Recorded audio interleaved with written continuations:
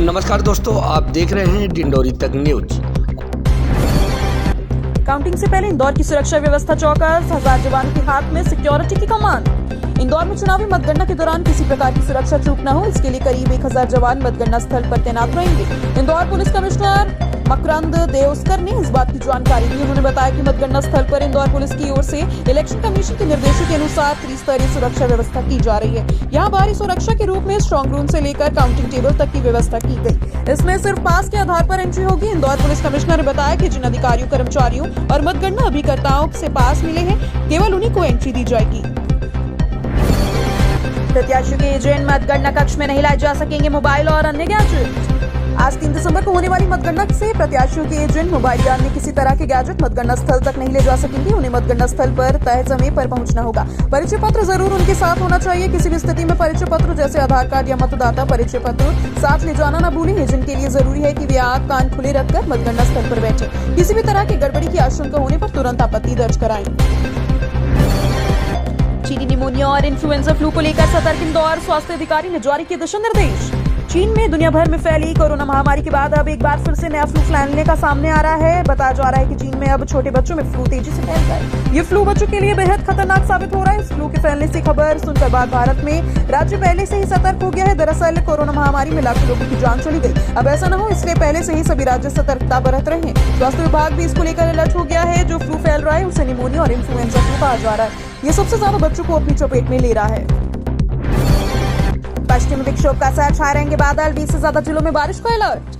बंगाल की खाड़ी एवं अरब सागर से लगातार आ रही नमी के कारण मध्य प्रदेश के मौसम में उतार चढ़ाव देखने को मिल रहा है। प्रदेश के अधिकतर जिलों में बादल छाए रहेंगे और जबलपुर, भोपाल, शहडोल, सागर, ग्वालियर, इंदौर संभाग के जिलों में कहीं कहीं मध्यम से तेज वर्षा होने की दौर जारी है। सुबह कोहरे के साथ दिन और रात के तापमान में उतार चढ़ाव देखने को मिल रहा है। एमपी मौसम विभाग की माने तो 7 से 8 दिसंबर तक मौसम में यूं ही बने रहने की संभावना है। हालांकि पश्चिम विक्षोभ के जाते 15 दिसंबर में प्रदेश में कड़ाके की ठंड पड़ना शुरू हो जाएगी। चुनाव के नतीजों को लेकर ज्योतिरादित्य सिंधिया का बड़ा दावा। मध्य प्रदेश विधानसभा चुनाव 2023 के नतीजे आज रविवार 3 दिसंबर को सबके सामने आ जाएंगे। इसके साथ ही यह साफ हो जाएगा प्रदेश में किसकी सरकार बनेगी। इसकी बार भी भाजपा सत्ता पर कायम रहेगी या फिर जनता कांग्रेस का मौका देगी। इन सारे सवालों का जवाब तो मतपेटियों और ईवीएम में बंद है, जिनका खुलासा दोपहर तक हो जाएगा। हालांकि इस बीच केंद्रीय मंत्री ज्योतिरादित्य सिंधिया ने एक बड़ा दावा किया। पहले 4 राउंड में पता चल जाएगी देवास ग्रामीण की हार जीत।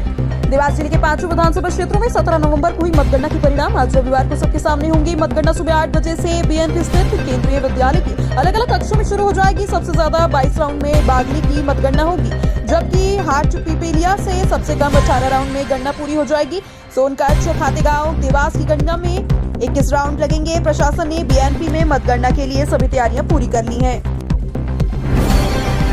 बोर्ड परीक्षा में केंद्राध्यक्ष भी नहीं ले जा सकेंगे मोबाइल। इस बार मध्य प्रदेश बोर्ड की 10वीं और 12वीं की परीक्षा के दौरान मोबाइल पूरी तरह से प्रतिबंधित रहेगा। यहाँ तक कि केंद्राध्यक्ष भी मोबाइल नहीं रख सकेंगे।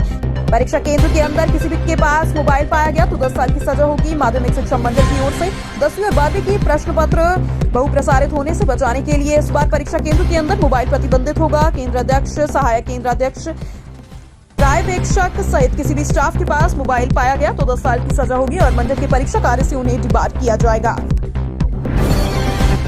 एमपीपीएससी ने वन विभाग की परीक्षाओं के लिए आयु सीमा 12 साल घटाई। अभ्यर्थियों ने दी हाईकोर्ट जाने और आंदोलन की चेतावनी। मध्य प्रदेश लोक सेवा आयोग यानी एमपीपीएससी का विवादों से पुराना नाता है। परीक्षाओं के अंतर को कम लेकर आक्रोशित अभ्यर्थी नाराज हैं और अब आयु कम करने के संबंध में कई नई बातें सामने आई हैं। एक अभ्यर्थी ने सरकार के उस आदेश को अपने ट्विटर अकाउंट पर शेयर किया जिसमें वन विभाग की परीक्षाओं में आयु सीमा 12 साल घटा दी गई। एमपीपीएससी के तहत वन विभाग से संबंधित परीक्षाओं की तैयारी कर रहे अभ्यर्थियों को सरकार ने जोर से झटका दिया। सरकार ने आयु सीमा में संशोधन करते हुए 12 साल कम कर दिया है, यानी अब अधिकतम आयु सीमा 28 साल कर दी गई है, जिसका विरोध शुरू हो गया। आरआर कैट इंदौर में तैयार हुई स्वदेशी मशीन, देश को मिलेगी ताकत। देश को आत्मनिर्भर बनाने के लिए अपने शहर में स्थापित राजा रमन्ना प्रदत्त प्रौद्योगिकी केंद्र अहम भूमिका निभा रहा है। दरअसल आरआर कैट ने अपनी टेक्नोलॉजी से एक मशीन तैयार की जो कि देश के लिए कई दृष्टिकोण से उपयोगी रहेगी। यह मशीन मेटल 3D प्रिंटिंग है। इसकी मदद से अब देश में हर किसी की धातु की हूबहू 3D प्रिंटिंग करके उपकरण तैयार करे जाएंगे। अब तक यह मशीन यूरोप और अमेरिका से 5 करोड़ रुपए खर्च कर मंगवाई जाती थी, किंतु आरआर कैट में बनी मशीन अब आधी से भी कम कीमत में देश में उपलब्ध हो सकेगी। अब हमारे पास कोई गद्दार नहीं, चुनावी माहौल में दिग्विजय सिंह का सिंधिया पर बड़ा हमला। मध्य प्रदेश में चुनावी सरगर्मी के बीच पूर्व मुख्यमंत्री और कांग्रेस नेता दिग्विजय सिंह ने एक बड़ा बयान किया। उन्होंने बीजेपी नेता और केंद्रीय उड्डयन मंत्री ज्योतिरादित्य सिंधिया पर बड़ा हमला करते हुए कहा कि अब कांग्रेस में कोई गद्दार नहीं बचा। दिग्विजय सिंह ने बोला, अब हमारे पास कोई सिंधिया नहीं बचा, कोई गद्दार नहीं है। आज पता चल जाएगा कि शिवराज सिंह चौहान कहां खड़े हैं। आज मध्य प्रदेश के हुए चुनाव के नतीजे घोषित कर दिए जाएंगे। इसके साथ ही साफ हो जाएगा कि प्रदेश में किसकी सरकार बनने जा रही है। हुकमचंद मिल मामले में मेयर एंड काउंसिल की 4 और निगम परिषद की तत्काल बैठक 5 दिसंबर को। हुकमचंद मिल मामले में हाईकोर्ट के आदेश के बाद मेयर एंड काउंसिल और परिषद की बैठक आहूत कर ली गई। महापौर पुष्यमित्र भार्गव ने दुबई से इस संबंध में प्रमुख सचिव और निगमायुक्त से टेलीफोन पर चर्चा की। एमआईसी की बैठक 4 दिसंबर और परिषद की बैठक 5 दिसंबर को होगी। इसमें हुकमचंद मिल के मजदूरों को शीघ्रता से भुगतान देने की प्रक्रिया पर चर्चा होगी। इधर हाईकोर्ट के आदेश के बाद मध्य प्रदेश गृह निर्माण मंडल ने स्टेट बैंक ऑफ इंडिया की भोपाल शाखा में खोले गए स्वतंत्र खाते में 425 करोड़ 89 लाख रुपए जमा करा दिए गए हैं। इसके बाद मजदूरों को बकाया भुगतान मिलना सुनिश्चित हो गया। मतगणना के लिए इंदौर में की गई पुख्ता सुरक्षा व्यवस्था, पुलिस कमिश्नर ने लिया जायजा। मध्य प्रदेश के लिए आज का दिन सबसे बड़ा दिन होगा। इस दिन विधानसभा चुनाव के मत की गणना की जाने वाली है। इसको लेकर मध्य प्रदेश के इंदौर शहर में पुलिस द्वारा पुख्ता सुरक्षा व्यवस्था तैनात की गई। आपको बता दें, इंदौर के नेहरू स्टेडियम में आज होने वाली मतगणना को लेकर त्रिस्तरीय सुरक्षा व्यवस्था तैनात की गई। आज इस व्यवस्था का जायजा लेने के लिए पुलिस कमिश्नर मकरंद देउस्कर नेहरू स्टेडियम पहुंचे। उन्होंने नेहरू स्टेडियम पहुंचकर अधिकारियों से बातचीत की और पूरी जानकारी दी। ग्वालियर कार्निवल में अंचल के पर्यटन को लगेंगे पंख, बढ़ेगा रोजगार। ग्वालियर महोत्सव शहर के लिए सबसे बड़े आयोजन के लिए रूप में सामने आएगा। पर्दे के पीछे इसकी तैयारियां भी लगातार चल रही हैं। अधिकारियों से लेकर शहरवासी भी इसके लिए पूरी तरह से तैयार बैठे हैं। खासतौर पर व्यापारिक संगठन, देश विदेशी पर्यटक जो इस कार्निवल में शामिल होंगे, उन्हें खरीदारी पर डिस्काउंट देने की तैयारी है। लेकिन कार्निवल सिर्फ शहर के कार्यक्रमों तक सीमित नहीं रहेगा। शहर में आने वाले देशी विदेशी पर्यटक इस बहाने शहर की ऐतिहासिक धरोहर को भी देख सकेंगे। 16 करोड़ के बिजली बिल बकाया बोझ के तले दबा निगम।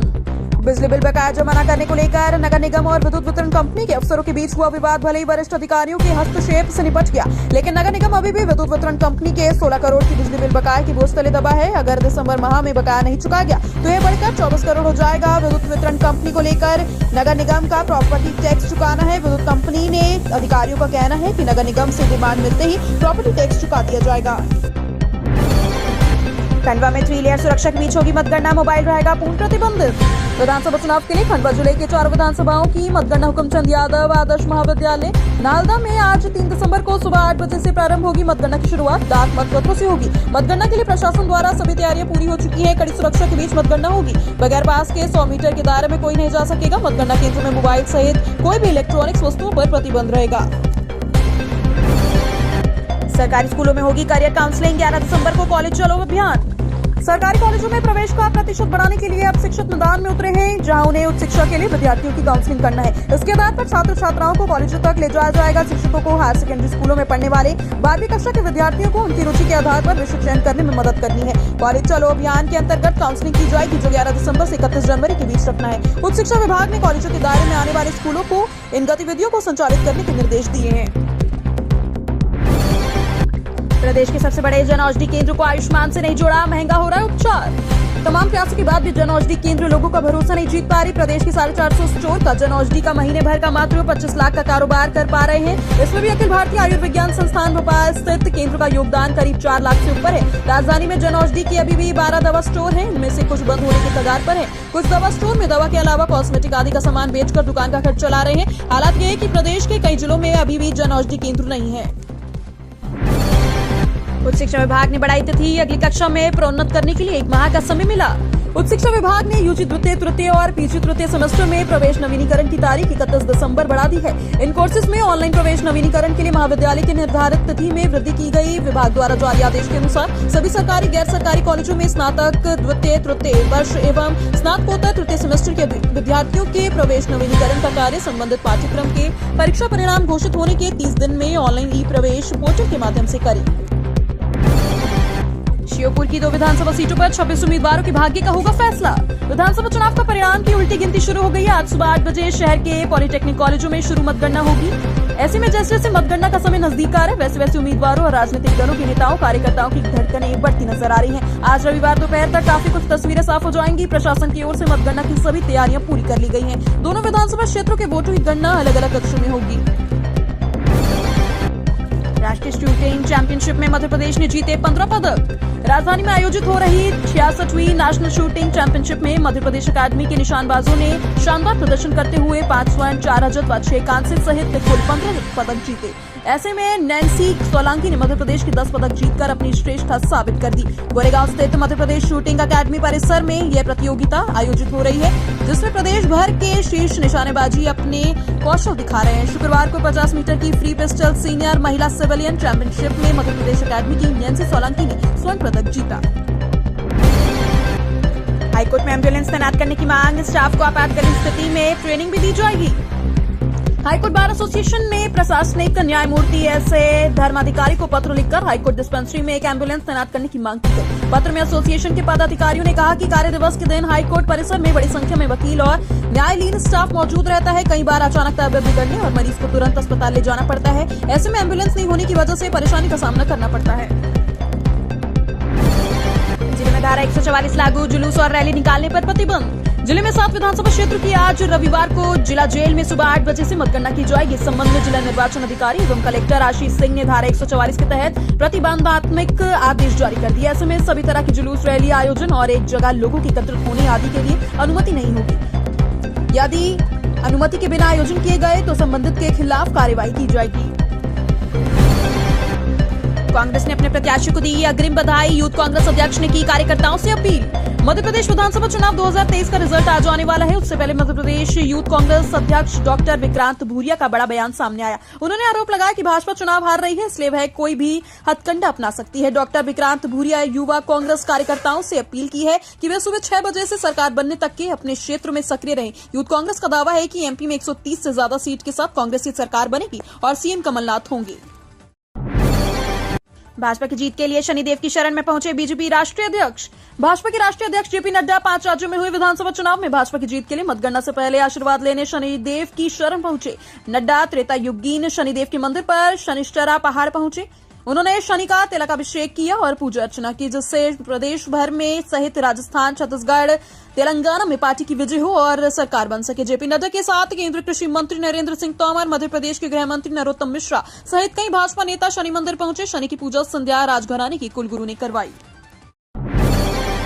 हाईकोर्ट ने कांग्रेस नेता उमंग सिंघार के विरुद्ध एफआईआर की निरस्त। मध्य प्रदेश हाईकोर्ट के न्यायमूर्ति संजय द्विवेदी की एकल पीठ ने कांग्रेस नेता उमंग सिंघार के विरुद्ध दर्ज एफआईआर निरस्त कर दी। मामला चुनाव प्रचार वाहन में शराब मिलने से संबंधित था। हाईकोर्ट ने अपने आदेश में साफ किया कि पुलिस मेमोरेंडम में याचिकाकर्ता के नाम का खुलासा नहीं किया गया था।